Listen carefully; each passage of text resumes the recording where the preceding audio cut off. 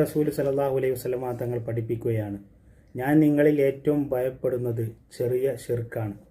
നബി സല്ലല്ലാഹു അലൈഹി വസല്ലമ തങ്ങളോട് ചോദിച്ചു, എന്താണ് നബിയെ അത്? ആ സമയത്ത് മുത്തു റസൂൽ സല്ലല്ലാഹു അലൈഹി വസല്ലമ തങ്ങൾ പറയുകയാണ്, അള്ളാഹു പറയുമത്രേ, നിങ്ങൾ ആര് കാണാൻ വേണ്ടിയിട്ടാണോ ഇബാദത്ത് ചെയ്യുന്നത് എങ്കിൽ ആ മനുഷ്യൻ്റെ അടുത്ത് ചെന്നുകൊണ്ട് വല്ല ഗുണം ലഭിക്കുമോ എന്ന് നിങ്ങൾ അന്വേഷിക്കുക. പ്രിയപ്പെട്ടവരെ, നമ്മളൊക്കെ അമല് ചെയ്യുമ്പോൾ ഒരാളെയും സർട്ടിഫിക്കറ്റിന് വേണ്ടിയല്ല നമ്മളൊക്കെ ഇബാദത്ത് ചെയ്യേണ്ടത്. നല്ല കാര്യങ്ങൾ ചെയ്യേണ്ടത്, നന്മ ചെയ്യേണ്ടത്, കാരുണ്യ പ്രവർത്തനം ചെയ്യേണ്ടത്, പാവപ്പെട്ടവരെ സഹായിക്കേണ്ടത്, അനാഥ മക്കളെ നമ്മൾ കണ്ണീരൊപ്പുന്നത്, അത് നമ്മൾ അള്ളാഹുവിൻ്റെ വജ്ഹിന് വേണ്ടിയാണ് നമ്മളൊക്കെ ചെയ്യേണ്ടത്.